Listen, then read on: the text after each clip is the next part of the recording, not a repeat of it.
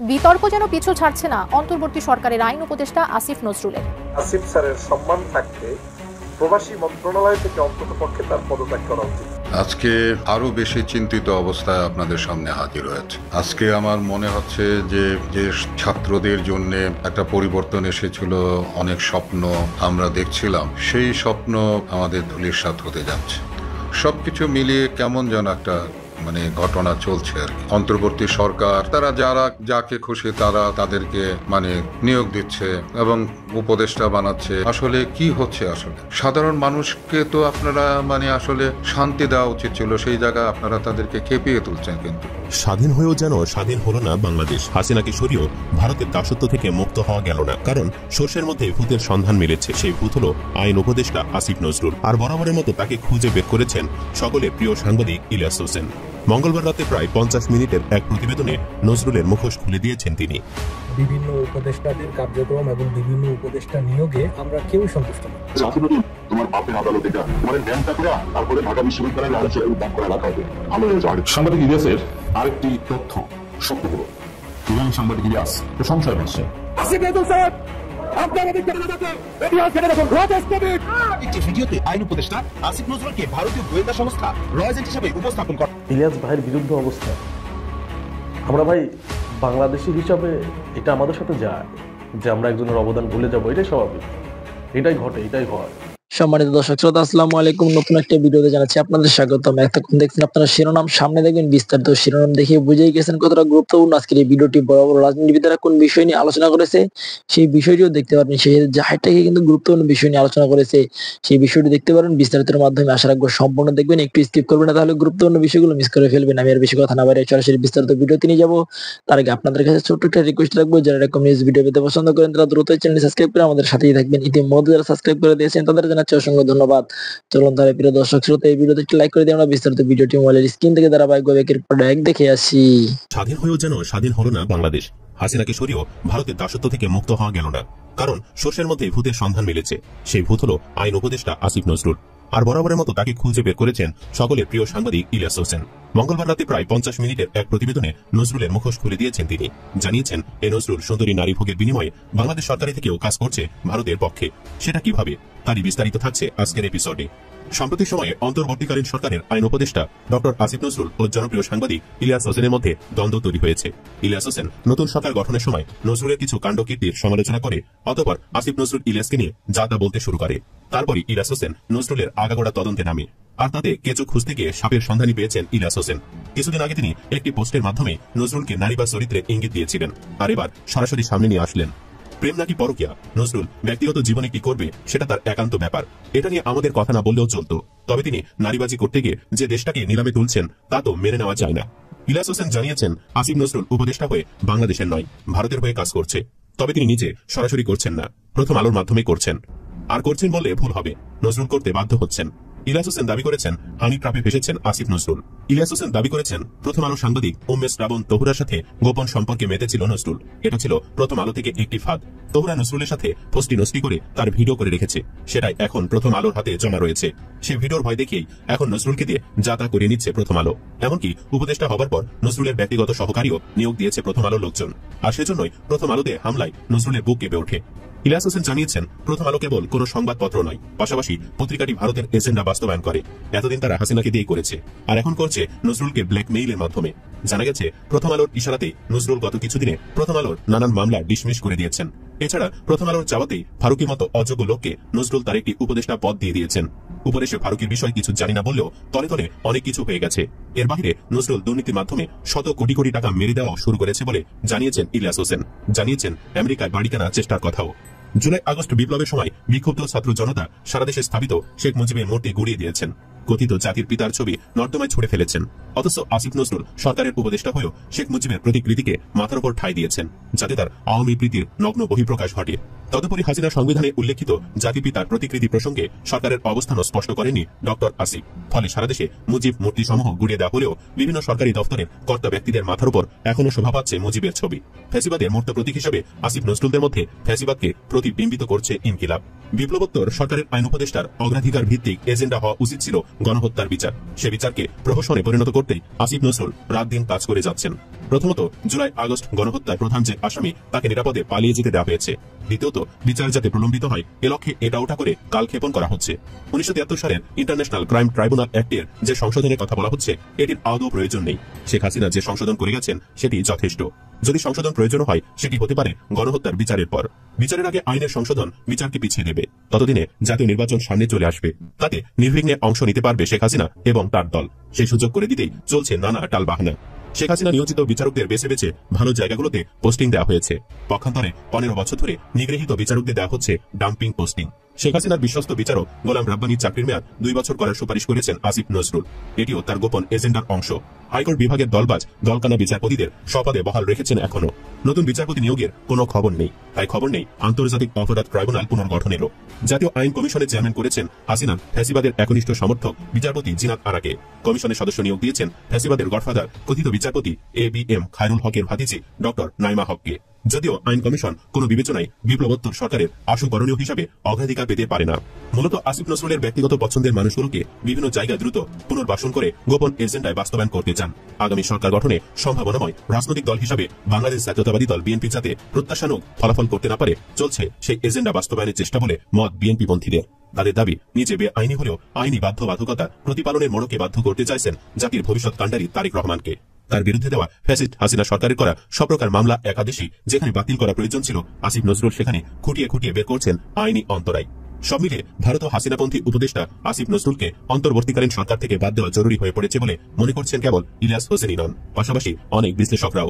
1.5 দশকের মাফিয়াতন্ত্র, ফ্যাসিবাদ ও গণহত্যার অপরাধে শেখ হাসিনার বিচারকে প্রলম্বিত করার এজেন্ডা নিয়ে মাঠে নেমেছেন তিনি, এমনটাই মত বিশ্লেষকদের। সাংবাদিক মাসুদ মজুমদার এক পোস্টে বলেছেন, ভারতীয় এজেন্ডা আসিফ নজরুলের দুর্নীতির অনেক প্রমাণ আমাদের হাতে আছে। ইতিমধ্যে ইনকিলাব যত সুন্দরভাবে ভারতীয় রয়্যাল এজেন্ট আসিফ নজরুলের বিষয়ে যে নিউজ করেছে তার জন্য ইনকিলাবকে রাষ্ট্রীয়ভাবে ভবিষ্যতে সম্মানিত করা হবে ইনশাআল্লাহ। মাসুদ মজুমদার আরো বলেন, এই গণঅভ্যুত্থান হাইজ্যাককারী এর এজেন্টের বিস্তারিত দুর্নীতির রিপোর্ট প্রকাশ করেছে। সে সম্পূর্ণভাবে ভারতের প্রেসক্রিপশনে জঙ্গি লীগকে পুনর্বাসনের দায়িত্বে নিয়োজিত। আইন ও বিচার বিভাগের কোনো অগ্রগতি নেই। অপরদিকে বিতর্কিত সব লোকজনকে বিভিন্ন প্রতিষ্ঠানে নিয়োগ দিয়েছে যারা আওয়ামী দোসর। বাট দুর্ভাগ্যের বিষয়, জাতি এখনো নিশ্চুপ। বিশ্লেষকদের অভিযোগ, নজরুল আন্তর্জাতিক অপরাধ ট্রাইব্যুনালে বিচারক নিয়োগ দেননি। এর আগে তিনি মাঠে ছেড়েছেন 1973 সালের আন্তর্জাতিক অপরাধ ট্রাইব্যুনাল আইন সংশোধন ইস্যু। দুর্নীতিগ্রস্ত বিচারপতিদেরও বহাল রেখেছেন, আটকে রেখেছেন হাইকোর্ট বিভাগে বিচারক নিয়োগ উদ্যোগ। নানাবিধ সংস্কারের কথা বলে তৈরি করেছেন সংবিধান সংস্কার কমিশন, বিচার বিভাগ সংস্কার কমিশন। পক্ষান্তরে নিজেরই যেখানে সাংবিধানিক এবং আইনগত ভিত্তি নেই সেখানে সাংবাদিক মাহমুদুর রহমান, বিএনপি চেয়ারপারসন বেগম খালেদা জিয়া, ভারপ্রাপ্ত চেয়ারম্যান তারেক রহমান, তার গৃহবধূ স্ত্রী ডাক্তার জোবাইদা রহমানের সাজা বাতিল এবং মামলা প্রত্যাহারে আইন প্রতিপালনের বলি কবচাচ্ছেন। এসব করে যে কোনো প্রকারে আওয়ামী নির্বাচন পর্যন্ত শেখ হাসিনা এবং তার দোসরদের আনকনভিক্ট রাখা, যাতে তারা নির্বাচনে অংশ নিতে পারেন বলে মত দিচ্ছেন বিশ্লেষকরা। তাদের দাবি, নজরুলই তারেক রহমানের স্বদেশ প্রত্যাবর্তনকে অমর্যাদাপূর্ণ ও গ্লানিকর করে রাখছেন। বিএনপি পন্থীরা বলছেন, স্বদেশ প্রত্যাবর্তনকে বিলম্বিত করার অর্থ হচ্ছে বিএনপিকে তারেক রহমানের সশরীর সান্নিধ্য লাভ থেকে বঞ্চিত রাখা, দলীয় কোন্দল জিয়ে রাখা এবং আগামী নির্বাচন পর্যন্ত দলটিকে ক্ষমতার বাহিরে রাখা, যা ভারত এবং শেখ হাসিনার যৌথ এবং চূড়ান্ত প্রত্যাশা। তাদের প্রত্যাশা পূরণে সূক্ষ্ম কৌশলে ভারত ডক্টর মোহাম্মদ ইউনূস নেতৃত্বাধীন সরকারে আইন উপদেষ্টা হিসেবে ডক্টর আসিফ নজরুলকে ঢুকিয়ে দেয়। সম্প্রতি জাতীয় একটি দৈনিকে প্রকাশিত কোন দিকে খেলছেন আসিফ শীর্ষক প্রতিবেদনের পর নাগরিক সমাজে আইন উপদেষ্টা নজরুলের ভূমিকা নিয়ে চলছে চুলচেরা বিশ্লেষণ। বিষয়টি পরিণত হয় টক অফ দ্য কান্ট্রিতে। শিক্ষক, সাংবাদিক, আইনজীবী, বিচারক নির্বিশেষ করেছেন বহুমাত্রিক বিশ্লেষণ। সোশ্যাল মিডিয়ায় ব্যাপক শেয়ার হয়েছে। খোলামেলা মন্তব্য করে পাঠক সমাজও। মোহাম্মদ ইউসুফ লিখেছেন, আসিফ নজরুলকে বরখাস্ত করুন, জাতির আকাঙ্ক্ষার প্রতিফলন ঘটান। রাফি লিখেছেন, রক্তাক্ত বিপ্লবকে কৌশলে ব্যর্থ করার মাস্টার মাইন্ড তিনি। ক্লাসে পাঠদান আর আইন মন্ত্রণালয় পরিচালনা এক কাজ নয়। এমন অজস্র মন্তব্যে সয়লাভ সোশ্যাল মিডিয়া। কেউ আর নজরুলকে উপদেষ্টা পদে চায় না। তোমার বাপের আদালত এটা, তুমি মঞ্চের অধিনারের সাথে তোমার মঞ্চের মাহমুদুর রহমান এই করবা, মানে ন্যাংটা করে তারপরে ঢাকা বিশ্ববিদ্যালয়ের আলোচনা দান করে রাখা হবে। ভালো হয়েছে আগে থেকে বলে। আসিফ নজরুল কি করেন, শাওনের বাসায় গিয়ে ঘুমান না কি করেন এটা জানতে হবে। যে আসিফ নজরুল শাওন তাকে এক লিস্ট দেয়, তিনি নিয়ে ওই শিল্পকলা একাডেমির ডিজি কে বানান। আবার শাওন হচ্ছে গিয়ে আপনার ফেসবুকে পোস্ট করেন যে আপনাকে ধন্যবাদ। আর যে ব্যক্তিকে ডিজি বানানো হয় সেই ব্যক্তি কয়েকদিন আগে বলেছেন যে 2024 সালে এসেও নারীরা বুরকা পরে, এটা আমাকে দেখতে হয়। এই হচ্ছে সেই ডিজি। ঈদ থেকে নিজের চোর, সেই চোর এখন আবার সুশীল হওয়ার চেষ্টা করছেন। আর ইসলামের কথা শুনে শেষ করে হতো। ওনাকে মাথায় রাখতে হবে যে এখন হাসিনার সরকার না, যা মনে চায় তা বলা যাবে। পাঠ্যপুস্তক এই দেশে আলেমরা যেভাবে চায়, এই দেশের 95% মুসলমান যেভাবে চায় সেইভাবে হইতে হবে।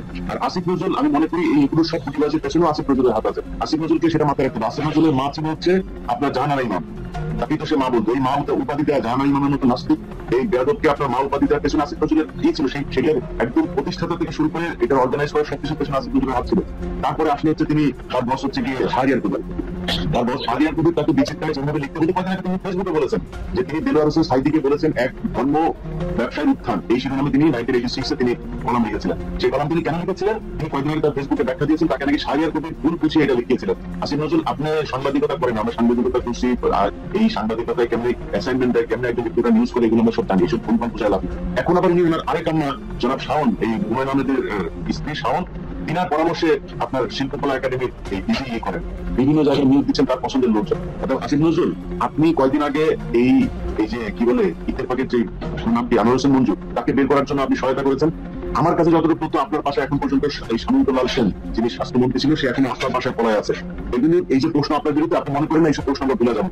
গোলাম ময়লা রনির মতো যখন ক্ষমতা থাকবে না, তখন এমন ভাবে করবো রাস্তার মধ্যে দেখাইতে পারবেন আপনার অনেক কিছু আছে, একটু সাবধান হয়ে তারপরে চলাফেরা করতে হবে। কয়েকদিন চলবে সেটা না ভাই, আমার পক্ষ থেকে সেটা বলে। আর শেষ কথা বলি, বিএনপি আপনারা মনে হচ্ছে ভাব দেখে মাহমুদুর রহমানকে চিনেন না, এই আজকে সাকার চৌধুরীকে আপনারা চেনেন নাই, জামাতের নেতাদেরকে আপনারা চেনেন নাই, সেই কারণে শেখ হাসিনাই 15 বছর আপনাদেরকে এইভাবে চর্চা করতে রয়েছে। আজকে মাহমুদুর রহমানকে চেনেন না, তো এই মাহমুদুর রহমানের সাথে যে আচরণ হয়েছে কালকে আপনার সাথে হবে, এটা আপনাকে মাথায় রাখতে হবে। সো একটু কেয়ারফুলি। আর আরেকটা জিনিস বলে রাখি, রোজিনার কথা এখানে আসছে, রোজিনাকে কেন সারা হয়েছে? আমরা বলছি যে এটা হচ্ছে ভারত বিরোধী বিপ্লবী সরকার কথা বলছি। রোজিনা কে ভাই? রোজিনাকে যেদিন ধরা হয়েছিল, সেদিন কেন ধরা হয়েছিল সেই ঘটনাটা একদম মূল বিষয়টা আমি জানি। চায়না থেকে ভ্যাকসিন আনা হয়েছিল, সেই ভ্যাকসিন আনা হয়েছিল, সেই কত টাকা রেটে ভ্যাকসিন আনা হয়েছিল, সেই কাগজগুলো স্বাস্থ্য মন্ত্রণালয় দেখাচ্ছিল না, কিন্তু ভারত চাচ্ছিল সেটা প্রকাশ করতে, যে শেখ হাসিনা চায়না থেকে কত টাকা নিয়ে এনেছে বা একটা চুক্তি যে হচ্ছে এই ইয়েটা প্রকাশ করতে। তখন রোজিনাকে দিয়ে স্বাস্থ্য মন্ত্রণালয় থেকে সেটা চুরি করানো হয়েছে। সেই চুরি করানো ওখানে ধরা খাওয়ার পরে তারপরে এখানে এই হয়। সো রোজিনারা প্রথম আলো এগুলো হচ্ছে ভারতের ভয়ের এজেন্ট, বাংলাদেশের ভয়ের একদম সরাসরি যদি হেড অফিস করেন সেটা হচ্ছে প্রথম আলো। সেই কারণে তাদেরকে এত দ্রুত ছাড়া হয়েছে। আসিফ নজরুলের সামনে বলা হয়েছে, আমি সেই সংবাদ সম্মেলনটা দেখছিলাম, আসিফ নজরুলকে বলা হচ্ছে আপনি কি জানেন রোজিনার নামে এই মামলা? হ্যাঁ কোথায় বলেন তো, এদিকে আসেন। সাথে সাথে তিনি লেগে গেছে আসিফ শুধু ডাক্তার আসিফ নজরুল একা বলে এবং এখানে অনেক মানুষের রক্ত আছে, অনেক মানুষের পরিবারের বিসর্জন আছে, এগুলোর মধ্য দিয়ে আজকে একটা সরকার গঠিত হয়েছে।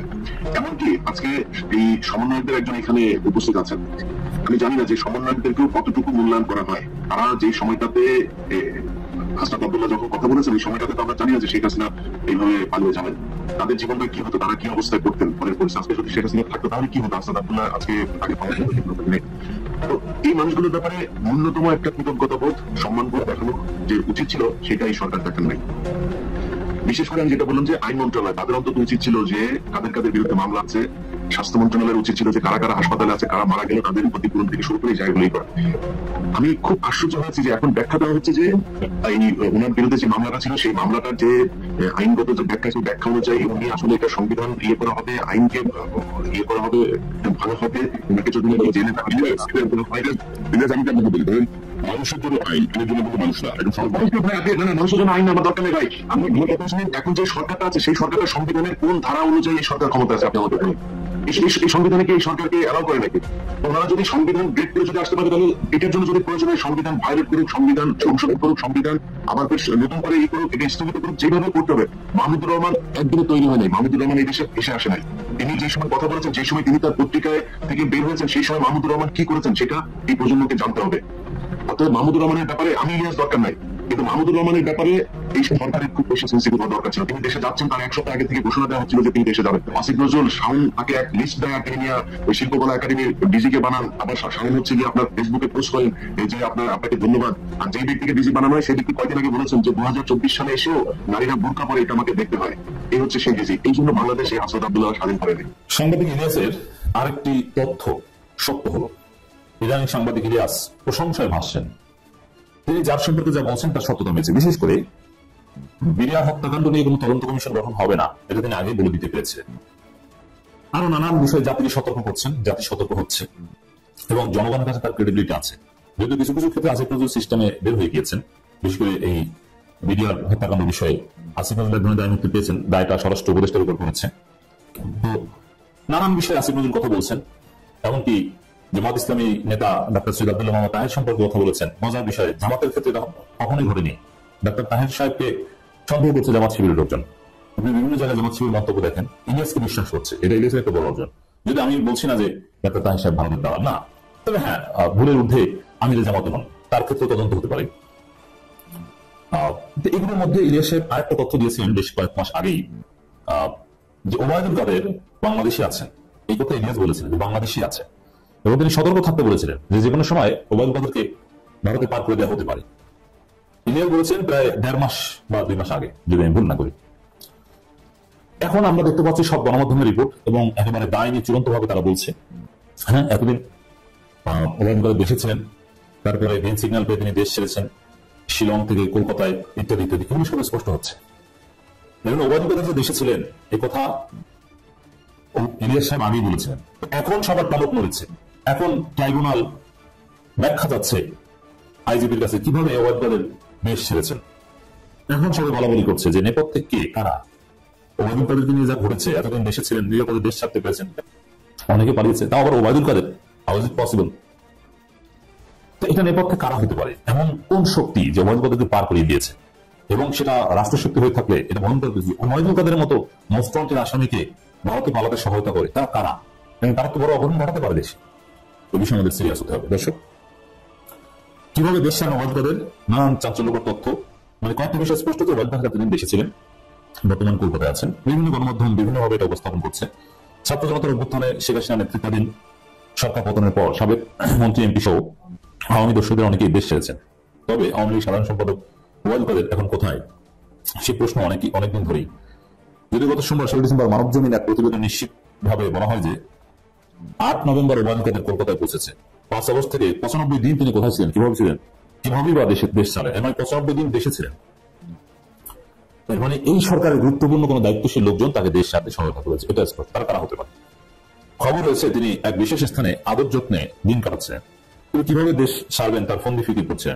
সবুজ সংকেত আসার পর সড়ক পথে তিনি বিশেষ ব্যবস্থায় ভারতের মেঘালয়ের রাজধানী শিলংয়ে পৌঁছান।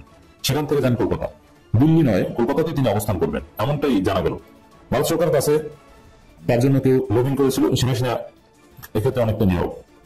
আন্দোলন জানাতে ছাত্রলীগ যথেষ্ট তাদের মতো যে কাদের মোস্ট ওয়ান্টেড আসামি, এটা তো স্পষ্ট, এবং তিনি কলকাতায় আছেন, থাকবেন। এই যে বিষয়টা 95 দিন বাংলাদেশে ছিল এবং সরকারি ব্যবস্থাপনায় উচ্চ পর্যায়ের গ্রিন সিগন্যালে তাকে নিরাপদে ভারতে পাঠিয়ে দেওয়া হয়েছে। কারা হতে পারে তারা? এই কাজ যারা করেছে ওবায়দুল কাদেরকে ভারতে যেতে তারাই সহায়তা করেছে। আর বর্তমান বাস্তবতায় আমি মনে করি সেনাবাহিনী তাদের পক্ষে সম্ভব ওবায়দুল কাদেরকে দেশ ছাড়তে সহায়তা করা। পুলিশ এই সাহস করবে না বা তাদের সেই সক্ষমতায় ঘাটতি রয়েছে। অতএব সেনাবাহিনী যদি কোনোভাবে টহল দিয়ে বা প্রটোকল দিয়ে ওবায়দুল কাদেরকে দেশ ছাড়তে সহায়তা করেন, মোটামুটি টাকার বিনিময় কিংবা ভারতের লোভিং এ, দ্যাটস পসিবল। অতএব ওবায়দুল কাদেরের যে 95 দিন দেশে থাকে এবং সেখান থেকে ভারতে পালিয়ে যাওয়া, এর নেপথ্যে সেনাবাহিনী থাকতে পারে। আবার এর মধ্যে আবার আমরা খবর পেয়েছি যে সেনাপ্রধানের সাথে গোপন বৈঠক করেছেন ভারতের পররাষ্ট্র সচিব বিক্রম মিশ্র। অতএব এখানে সেনাবাহিনীকে সন্দেহ করা যেতে পারে। সেনাবাহিনী দুধের ধোয়া নয়। হ্যাঁ, আমরা সেনাপ্রধানকে যথেষ্ট শ্রদ্ধা করি, তিনি জনগণের পক্ষে অবস্থান নিয়েছিলেন। শেষে যদি তিনি অবস্থান না নিলেও কিছু হতো না, আমাদের বিজয় হতোই। আমি তো আসিফ নজরুলের মতো নিম্নমানের লোকের দ্বারা এগুলো আশা করি না। যে মানুষটা নিজের প্যান্ট বদলাতে পারেনি 15 বছরে, সে দেশ পরিবর্তন করবে, এটা তো আশা করা উচিত না। সে 60,000 টাকা বেতনে ঢাকা ইউনিভার্সিটির টিচার, সে 3টা প্যান্ট নিয়ে 15 বছর চালিয়েছে। তার দ্বারা মানে একটা মানে আমাকে ঘৃণা করে এই ধরনের লোক আমাদের সরকারে আছে, এটা খুবই দুঃখজনক। কিছু ছাত্রদেরকে তোষামোদি করে কিছু পদবি পেয়েছে, কিন্তু জনগণের কাছে এই ধরনের লোক কোনদিন গ্রহণযোগ্য হবে না এবং তাদের কোনো সংস্কারের কোনো দাম নেই। আসিফ নজরুল বলেছে যে সিন্ডিকেটগুলি বেশি শক্তিশালী, তারা কিছু করতে পারে না। আর সরকারের চেয়ে তো শক্তিশালী না সিন্ডিকেটগুলি। সিন্ডিকেট ভাঙার অনেক উপায় আছে, একটু চিন্তা করলে, একটু বুদ্ধিমান লোককে এই কাজটা দিলে তারা পারত। জনগণ এই জিনিসটা সরকার থেকে এই ধরনের কথা তারা আশা করে না যে সিন্ডিকেটকে বেশি শক্তিশালী, আমরা কিছু করতে পারছি না। এই ধরনের কথা যদি হয় তাহলে সরকারকে বলবে তোমরা সরে যাও বাবা, তোমাদের এই ক্ষমতায় থাকার দরকার নাই। তোমরা জনগণের এই কাজটা না করতে পারলে তোমাদের ক্ষমতায় থাকার কোনো অধিকার নেই। আমার বাবার হত্যাতে এখনো সুষ্ঠু তদন্ত হয়নি এবং এই সরকারও কিছু করছে না। এ ব্যাপারে আমাকে অপেক্ষা করতে হবে একটা মানে ভালো মানের একজন আইনমন্ত্রী, স্বরাষ্ট্রমন্ত্রী আসলে তখন আমরা এটা আশা করতে পারি আমরা বিচার পাবো। বিডিআর হত্যা তো এখনো ঠিকমতো তদন্ত হচ্ছে না। এইগুলি তদন্ত না করে আমাদের দেশের এই অমীমাংসিত সব এই সমস্যাগুলি থেকে যাবে। এই সরকারের কয়েকজনের উপরে আমার কোনো আস্থা নেই, আমি ভবিষ্যতে এটা আশা করতে পারি। আর আওয়ামী লীগের মানুষই আমার বাবাকে হত্যা করেছে, সো আওয়ামী লীগের সময় এটা বিচার সুবিচার পাবো, এটা তো আশা করা উচিত ছিল না। বেশিরভাগ লোকই যারা জড়িত ছিল তারা আওয়ামী লীগের ছিল, একজন বিএনপির লোক ছিল। পিলখানা হত্যাকাণ্ড, শেখ হাসিনা সহ 57 জনের বিরুদ্ধে অভিযোগপত্র দাখিল। প্রিয় দেশবাসী, শুরু থেকে শেষ পর্যন্ত যারা এই ভিডিওটি দেখেছেন সকলকে জানাই অসংখ্য ধন্যবাদ। যারা এরকম নিউজ ভিডিওতে পেতে পছন্দ করেন করেন তারা অবশ্যই এই চ্যানেলটি সাবস্ক্রাইব করে পাশে থাকা বেল আইকনটি বাজিয়ে দিবেন। যারা এখন এই ভিডিওটি শেয়ার করেননি এই ভিডিওটি দ্রুত শেয়ার করে সকলকে দেখার সুযোগ করে দিন। আজকের মতন এই পর্যন্ত দেখা হচ্ছে পরবর্তী কোনো ভিডিও নিয়ে ইনশাল্লাহ।